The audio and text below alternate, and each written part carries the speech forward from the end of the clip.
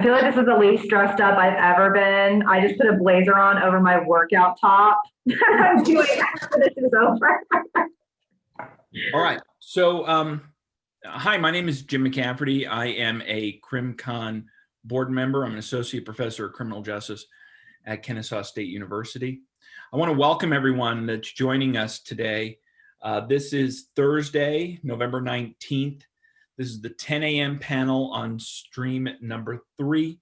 This is a roundtable entitled Sexual Harassment and Professional Misconduct at Academic Hearings. I'll let the panelists introduce themselves. But before we get started, I just want to direct the attendees to the bottom of the screen. You should see a little icon that says Q&A. If you have any questions, the panelists are going to be taking questions during this session. And please type your questions in there. And if the panelists have any trouble seeing it, I can see everything, so just let me know. So without further ado, let's start the panel. Thanks so much, everyone.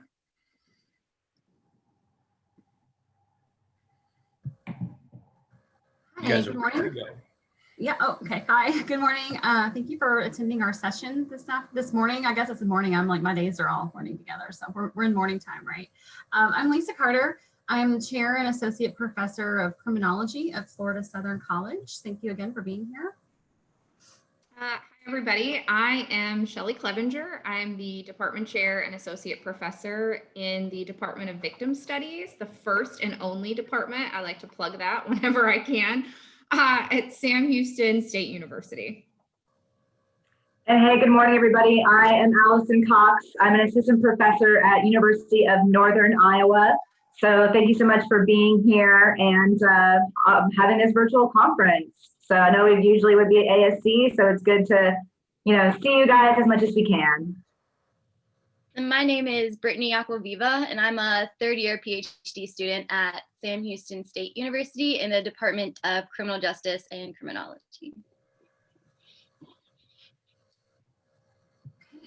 We have a very brief PowerPoint presentation to share. So I will share that and we can talk through this a little bit and then have some conversation about the issues in our study. Okay.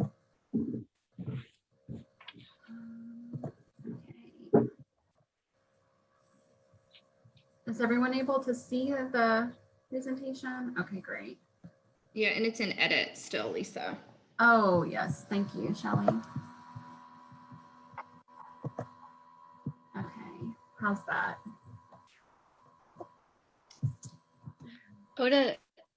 It's in like the preview mode. Oh, it's in the presentation mode. Yeah. Okay.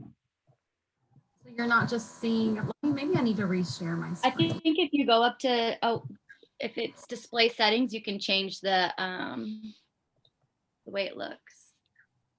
Oh, okay. There we go. Yeah. Is that okay? Yep. Yes. Okay, sorry about that. So the current study, we are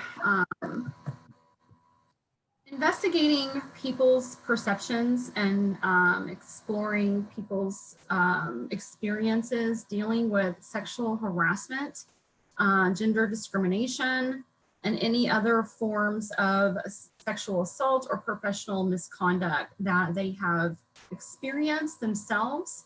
We're also interested in examining people's observations or any other stories or experiences they want to share where maybe other people have reported to them as well. And so we're really trying to gauge the climate of conferences and conference setting and understand what's happening to people and hopefully moving forward, maybe some implementations for change. And we're interested in seeing how this issue can be addressed. We have been putting out calls for participants, mostly through listservs with the sections of ACJS, ASC. I have sent an email out to the Southwestern Social Science Association listserv. And where else have we sent listservs at Southern Criminal Justice Association. And so we are also interested in exploring and seeking participants from outside of criminology and criminal justice related disciplines as well. So that's the main way we have been generating an interview list. We are also, we sent a modification in for a post call for participants on social media. So that's something, another area where we're hoping to generate some interest. And then again, we are conducting interviews with a semi-structured interview guide. Interviews are lasting around 30 to 40 minutes at this point. So that's kind of the way where we're at right now. So at this time, we have collected data from 12 interviewees. All of the women have, I'm sorry, all the participants have, to the best of my knowledge, have identified as female. So that's another, we'll talk about that in a minute. Again, we've talked with them about their experiences dealing with sexual harassment and any other kinds of observations or experiences of forms of professional misconduct. We talk about what that means in a little bit as well. And then at this point, we have some very preliminary information that we can talk to you about as far as some themes that are starting to emerge, that we're starting to identify. I'm going to hold off there for just a moment and ask my colleagues if they have anything that they'd like to contribute at this point. I think you're doing a great job, Lisa. So the only thing I'll mention is we are going to be starting to solicit on social media. We have not yet. We had just recently gotten the approval for that. And so if you are interested, we are going to put a link at the end of this or in the chat so that you could fill out to be contacted. And then if you also see it on social media, in the next month or so and want to participate, we also welcome that or shares if you see it on Twitter. Yeah, and I have the link of the document with the link in it ready to go. So I will do that right at the end. So at this point, I'd like to talk about some themes that I think that we have been in agreement on that are emerging from the interviews that we've conducted so far. And some of this probably won't be a surprise, but I think it's important that you have that through evidence-based practices. So one theme that definitely seems to be emerging at this point is the participants, the interviewees, the victims, perceiving the victimization as a result of some sort of power differential, a power play, that they're in vulnerable positions as far as a conference attendee. For example, people have talked about these experiences occurring when they were graduate students.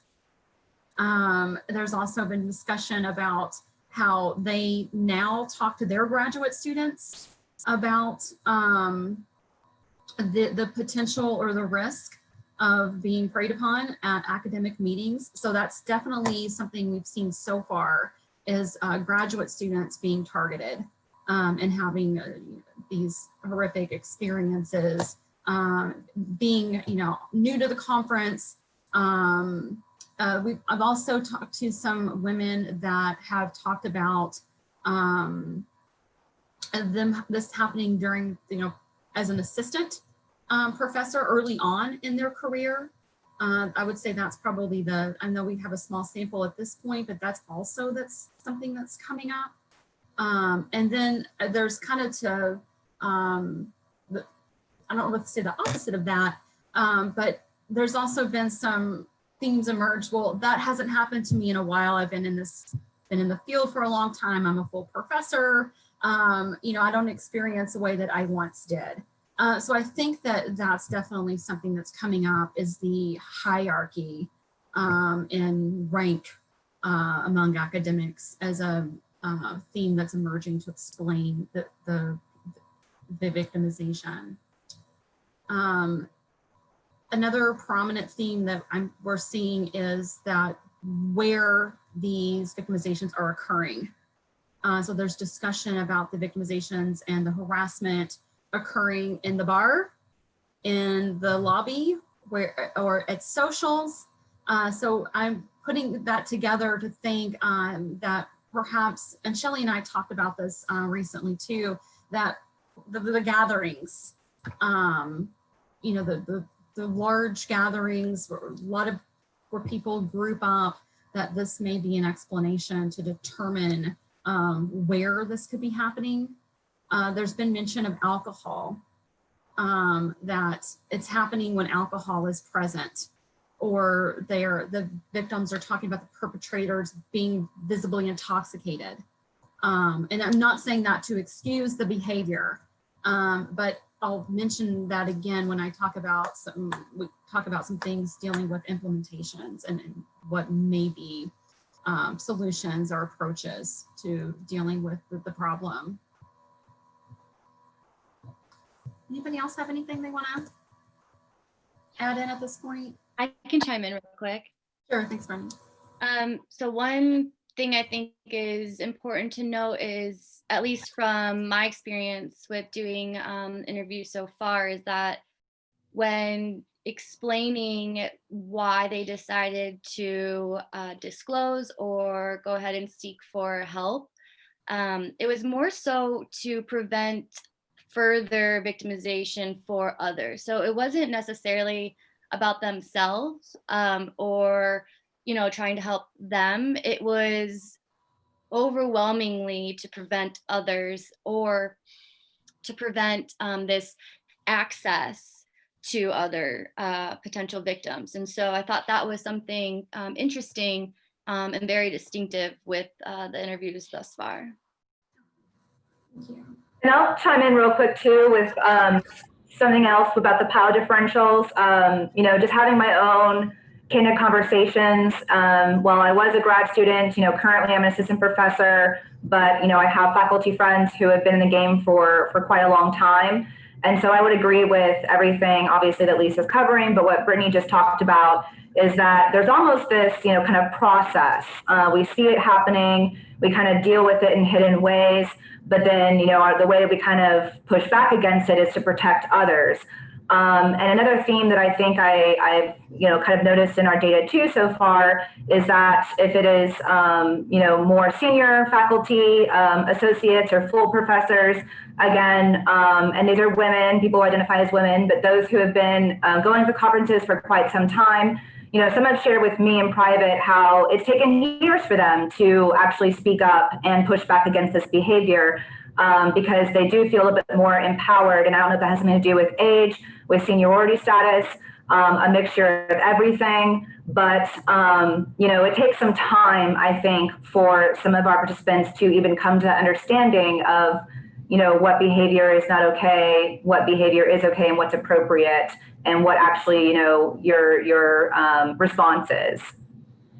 And again, it's not to excuse anything out of this behavior, but just, you know, kind of what we've seen in this pattern at conferences so far.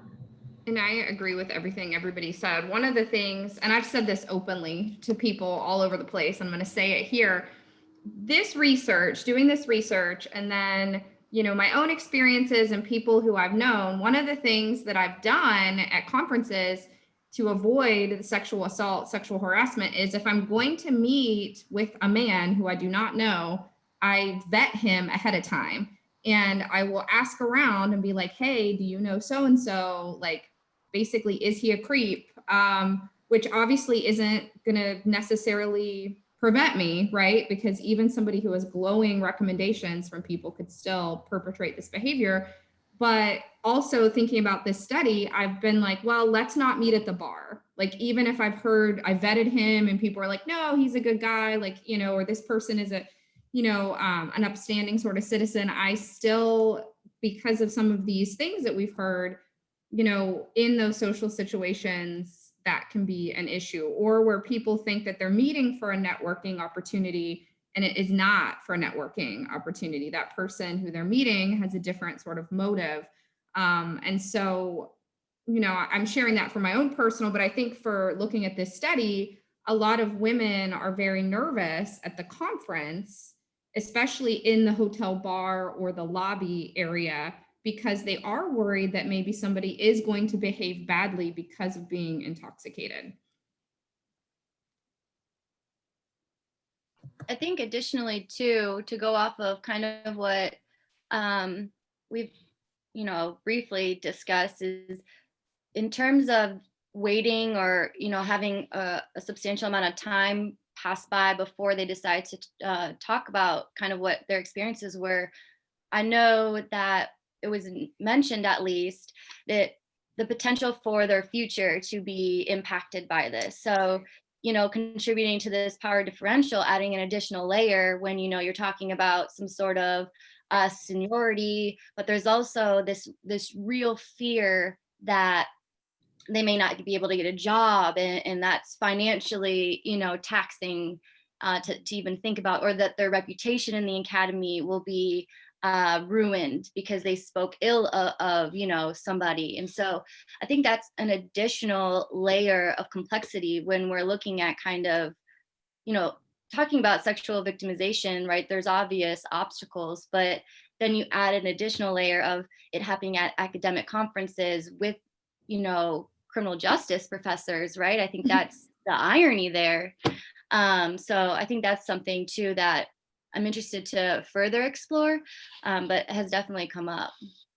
You're right, Brittany. And thinking about this, if it is your dissertation chair who is perpetrating this behavior, that could potentially keep you from getting your PhD and or a job, and sort of furthering your career. And so, as Lisa pointed out, this is our preliminary results. And so we're hoping to be able to explore these things further, but we have seen some of these emerge as themes. So we have a question. So I'm going to read it and we can respond to it. And if you have questions, folks who are here, please do put them in the chat so we can talk about them. So this is hugely important work, so thank you. What sort of changes would you recommend or like to see at academic conferences in order to prevent further harassment and abuse? So I'll answer this first, and then I'll defer to my wonderful co-authors. I have been very vocal, and I'm going to be vocal here about it again, in the fact that we need to have some sort of mechanism to be able to report this at the conference. So whether it's, for us who are in CJ, whether it's ACJS or ASC, the two big ones, there needs to be some way that if I was assaulted or being harassed at the conference, I could report that. And so, I think there needs to be a mechanism on the website that someone could fill out what happened. And I'm not exactly sure what the process would be to be able to, I guess, have consequences for that individual. I personally think they should be removed from the conference, but maybe that's a little too harsh. I don't know, but I think there needs to be some sort of mechanism to make people accountable for this behavior that's happening at the conference. And I'll ask my colleagues how they feel or what suggestions they have. So I just, I should have said this earlier, and, part of, I think our motivation for doing this study as well is that conferences need to be treated as a workplace environment. And,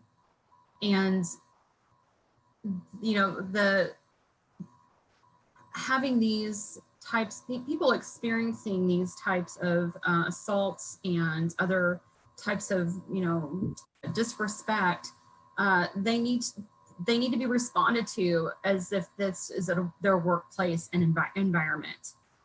Women have barriers to tenure in other ways. And I think that this is for many, I'm saying women because this is who we've interviewed so far. But this is creating an additional barrier or could be creating an additional barrier to their success. And as Brittany mentioned, that holds back reporting.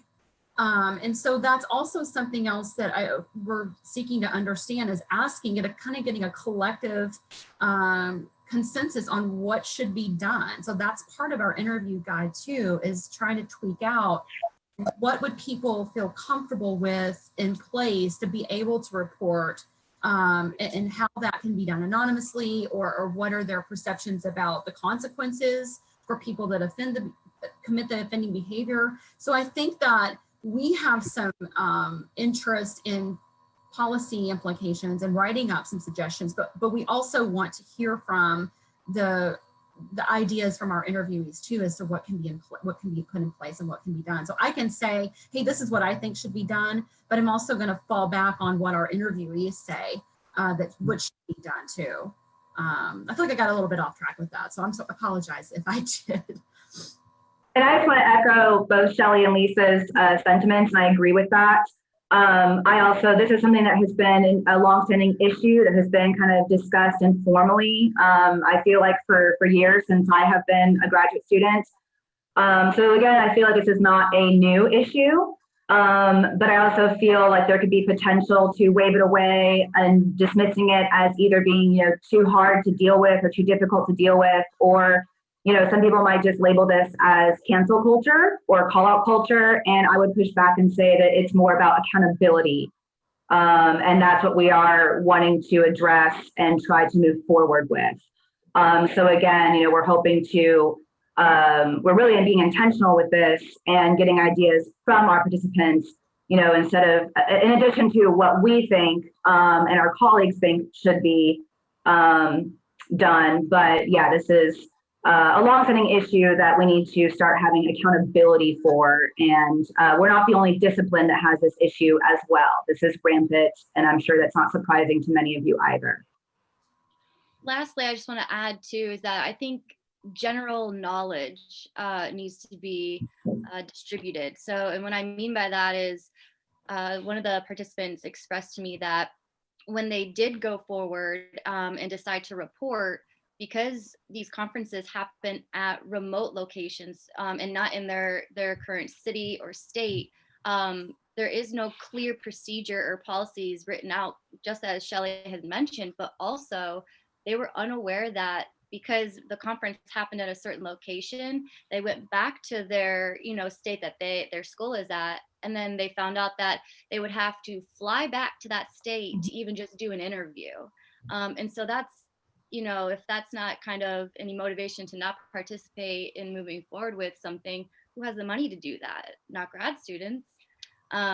So I think that's too something interesting, is that just having clear understanding of how to report, what that entails, and then even providing resources to be able to go forward with that. Because just because that's, an obstacle, I think that shouldn't be a reason why they don't move forward with it, especially if they're wanting to. I have some more questions that I'm going to read. So Jacob, hey Jacob, asked, are the perpetrators generally known to the victim before they meet at the conference? So Lisa, I'll let you answer that one.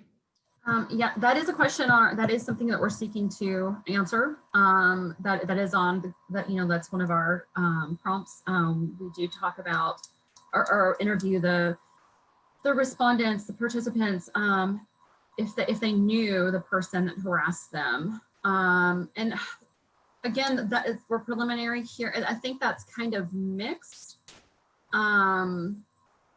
And I would say at least they're familiar with who the person is, and that's loose, right? That might just be by name. And that's, and we all are in the discipline, right? Like we know that, like you might know of somebody, but you don't necessarily personally know them. And I think that's the case for this study too. So a couple other questions. Kate said, how were folks recruited? Did they self-identify their experience as assault or harassment? Or was there any hesitancy for them to label it that way? Our interview questions are pretty open-ended. So it goes something kind of like this, like, tell me about an experience that you felt you were discriminated on the basis of your gender.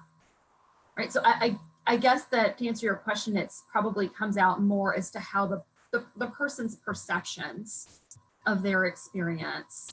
So I don't know. I don't think we've really been getting into labels. It's just, it's a broader, I think just a broader scope of the experience. I'm certainly not going to, I don't think I'm going to put label on things, but I hope that answers the question. Yeah, I think it does. I think, you know, the things that people are describing would fall into those sort of, those kind of categories if you look at sort of what the typical or generic definitions of assault Yeah. or harassment are. Okay, so another question here. I'm not sure if you can disclose this yet, but from your preliminary results, are you seeing the victimization occurring more so in public spaces or one-on-one?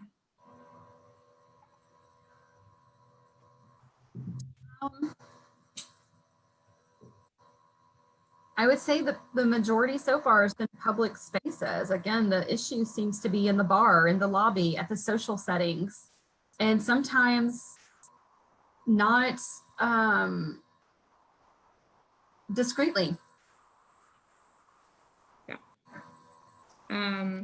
So other question here from Rhonda. Have you tried to think of a way to reach out to victims who might have disengaged from the conference or the discipline as a result of experiencing this as a grad student or junior faculty member? That is a great question, Rhonda. And I think that's why, you know, thinking about social media, hopefully that could get some people that we didn't get, because if people are leaving ASC or ACJS, they're not going to be on the listservs, which is how we had been trying to recruit some folks. So I think social media hopefully will capture that. I actually did talk to one person who has left academia. She's in the research sector, so I think that maybe that she was still getting the listserv because of maybe a former association, or maybe she was still a member, but she just wasn't in academia any longer. But she did specifically say that she had left academia and was in the you know, private research sector. But yeah, so that is great. That'd be a great way to expand our sample. Thank you for that question. Oh, sorry, Lisa. I have another question I saw here in the chat and Allison had responded to, but I want to bring up for a point of discussion. So Frank has said, as a male, you know, this is incredibly eye-opening because he has met with people previously, you know, at conferences. And so what are some ways that, you know, men or women, all of us in general, how can we support individuals or just prevent these things from happening at the conference? So anyone who wants to take that. And I know Allison had provided a response. Okay, go ahead, Allison. You go ahead. I was just going to say, I mean, it's not something that I only have to fall back on this because this is not the only answer, but this is also what we've seen in our preliminary results is that, you know, there becomes this almost like protective behavior and almost, you know, kind of the women that we have spoken to, whether, you know, they are now assistant professors in my position or they've moved on, you know, they now become kind of more motherly, more protective, more maternal, or, you know, for lack of a better term.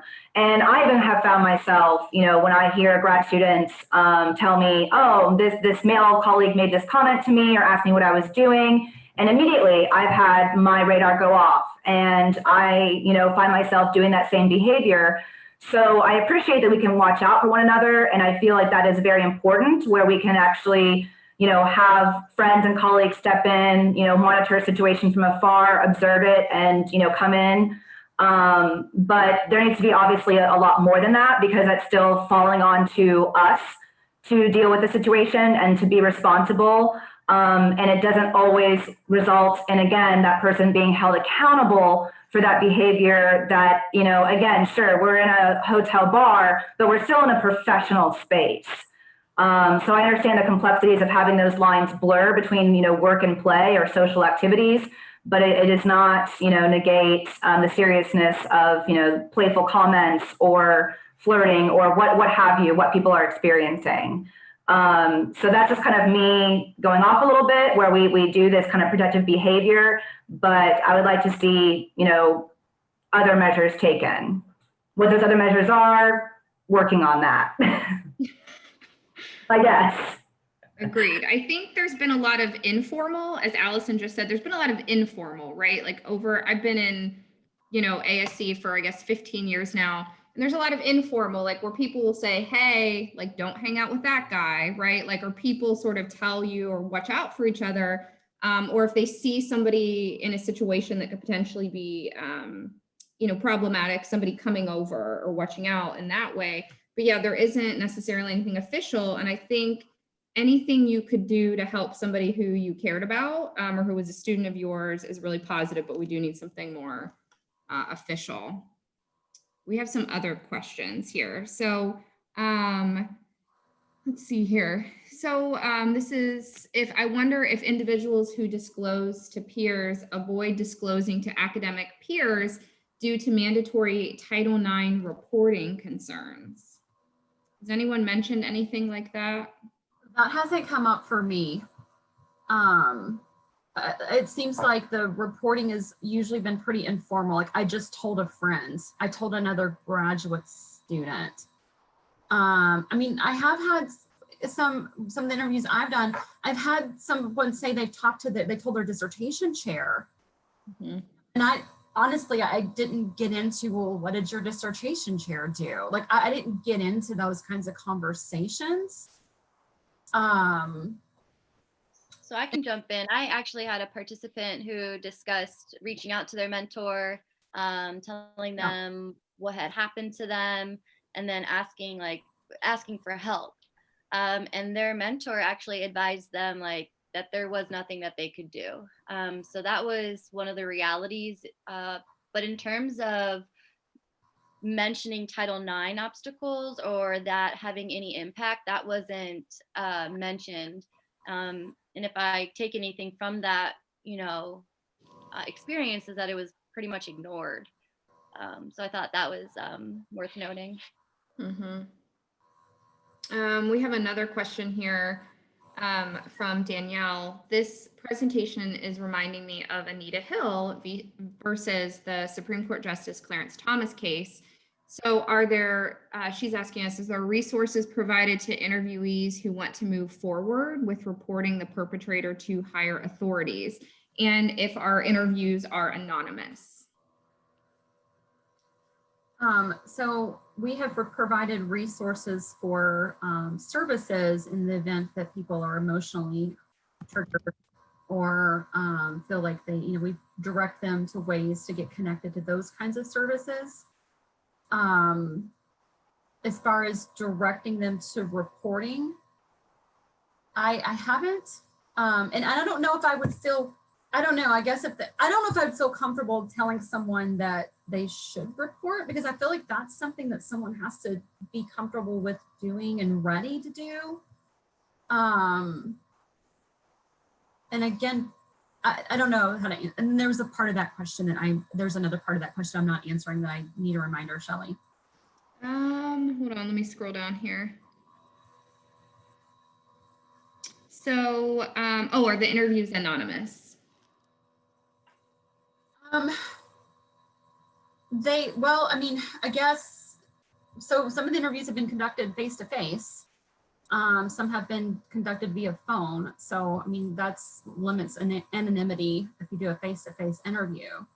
The survey that we send out when people sign up to interview, we ask them to, choose an email address. So I kind of noticed what people seem to be doing for that initial sign up to be contacted for an interview. I've noticed a pattern where people are using an email that doesn't seem to be associated with work. It's a pretty, vague email address. So that's encouraged on the survey. I mean, we are having people sign in consent forms if that's what you mean.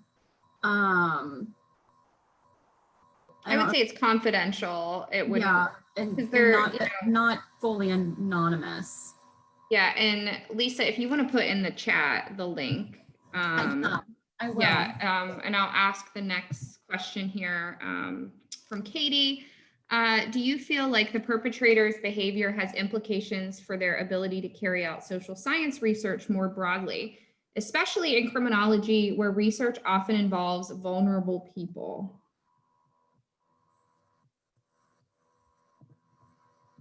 Any of my co-hosts want to answer that? Hold on, I'm working on I'm sent the chat out. Okay.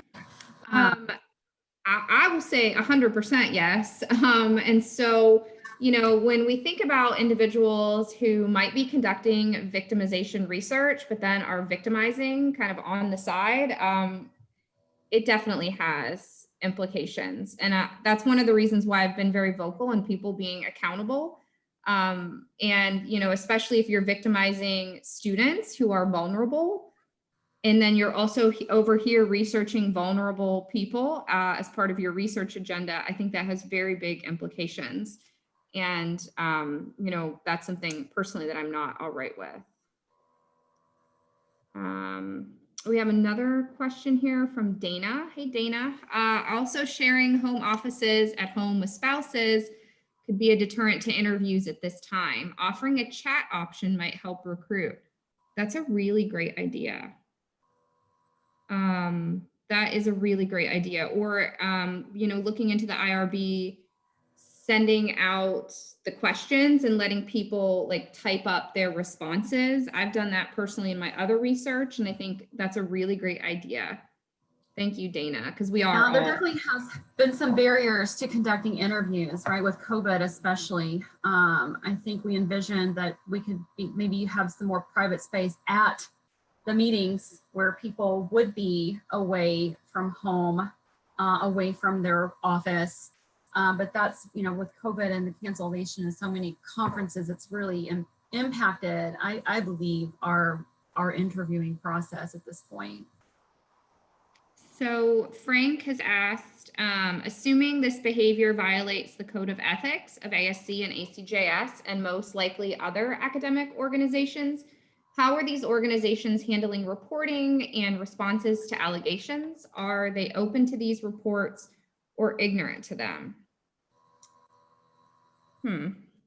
So the answer would be, there's not a formal mechanism to report. And the official response that someone had said was that they were if they were victimized at ASC, they were supposed to contact the police and contact the institution of the perpetrator. That was the response that I feel comfortable speaking to in relation to what research we have done. That is what someone had said.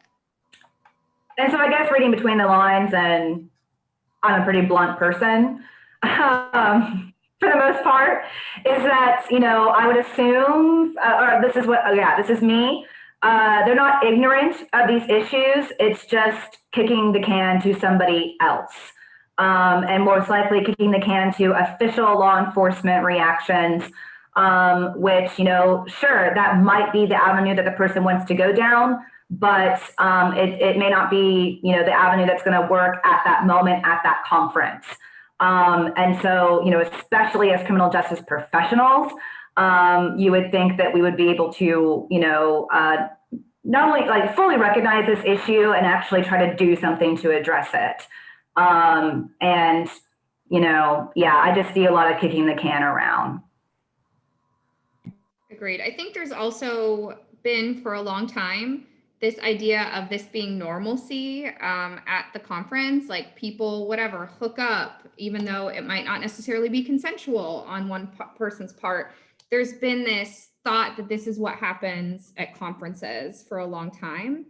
And so I think, having these conversations today, we're obviously trying to impact this with our research, and I know other people have been also active on this topic. Hopefully that will provide some incentive in terms of the professional organizations acting or giving different mechanisms. All right, so we answered all of the questions that people had posted in the chat so far. If you have other questions, feel free. Lisa, if you want to put the link in there. I did. I think you did. I thought so. Shelly? Yes. Sorry, I just want to let you know you have about 9 minutes, but I have a question if you don't mind, and I can't type it in the box here. So I'm wondering, given my own experience at an institution, when we had a conference in Denver several years ago, my institution took the time to remind us that though we could smoke weed legally in Denver, it was still considered illegal in Georgia and illegal for university employees to be doing that.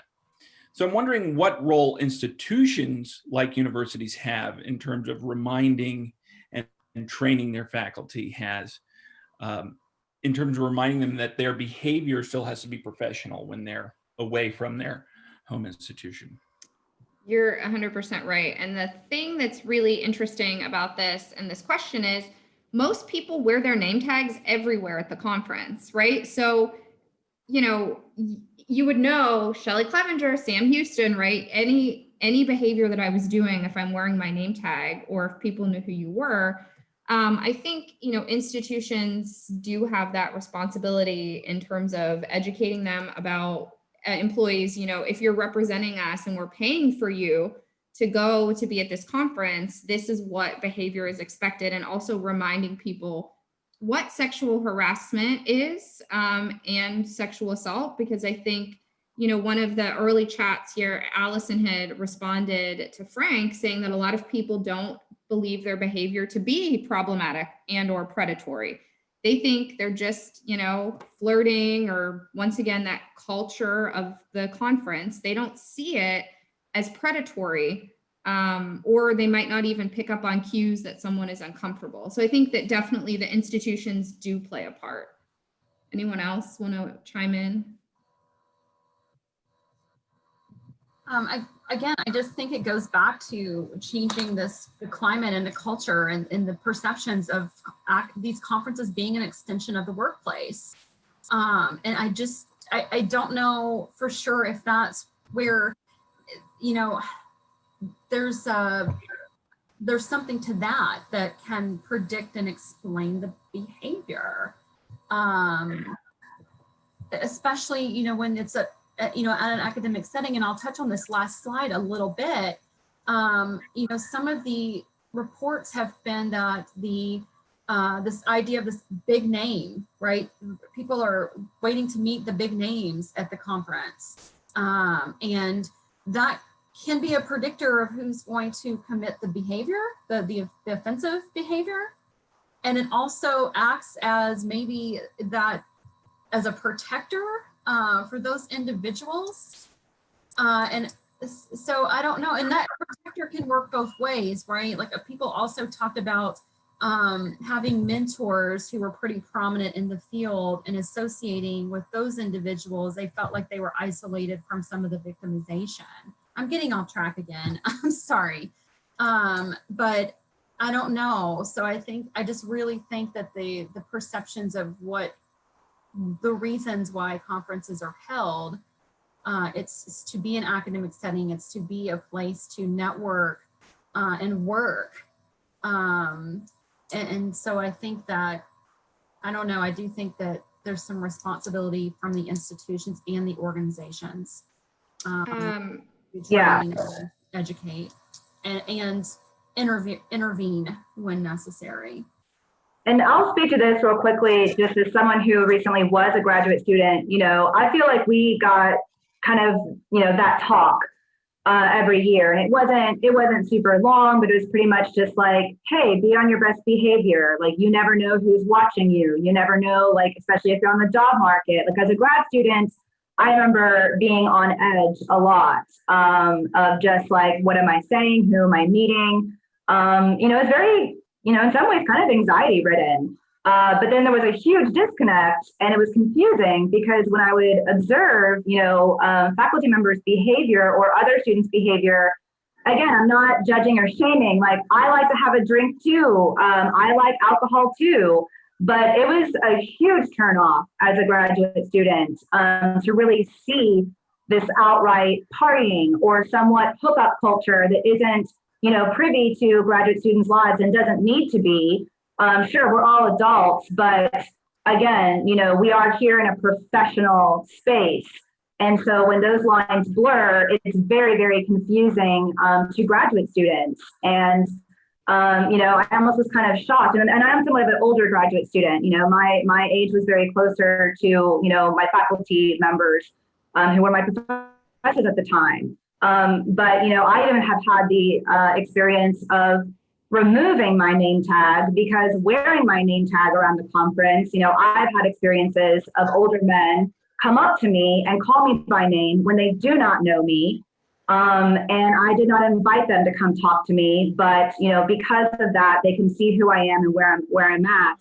And so I've actually kind of, taken the behavior of removing my name tag, especially if I'm not in a conference hotel, because I've also seen that kind of be used in a predatory way as well. So now I know who you are, what school you're at. I can, call you over and start a conversation. And that's what my comment was in the chat box. Sometimes this is seen, I think, as innocent, but when I am there, especially as a graduate student in a professional setting, I see that as very unprofessional and predatory. Yes, we have one last question here from Lauren. She asked if this was asked already, and I don't think we did talk about this. It was the racial makeup of participants, and it asked if we are seeing any racial disparities.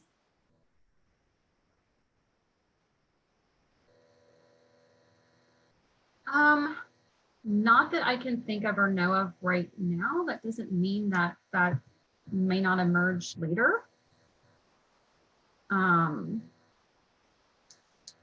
Obviously, we're hoping to get many more participants, which is, what we're going to be working towards through putting it on social media. So not just CJ, but different disciplines. And then we would love to be able to have more diversity within the sample so that we can talk about those things, or maybe how it impacts people differently based on privilege. We have about 2 minutes left if anybody has any final thoughts. Erica asked a question. Hey, Erica. So are we asking only about victimizations experiences perpetrated by other conference attendees? We were just asking about the conference in general. So yeah, it would be people who would be at the conference.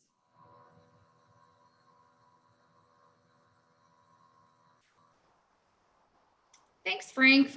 And thanks for everybody who came today. And like I said, coming up very shortly, we're going to be releasing this on social media.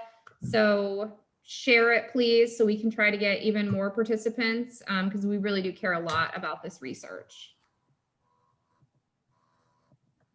Okay, I want to thank the panelists. I want to thank everybody that participated. This was by far the most participatory panel that I've done in the last day and a half. So it was really, really interesting and great to be a part of.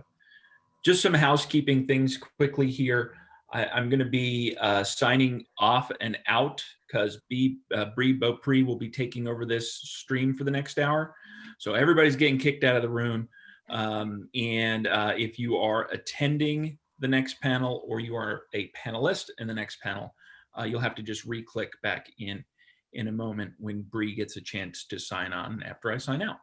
So thank you for coming. Thank you for this great work, important work, and I hope everybody is safe and healthy, and have a nice day. All right, thank y'all so much. Hey, Christina, I'm about to sign off. Hey, hi, bye. I'm sorry I couldn't make it to the meeting last time. So.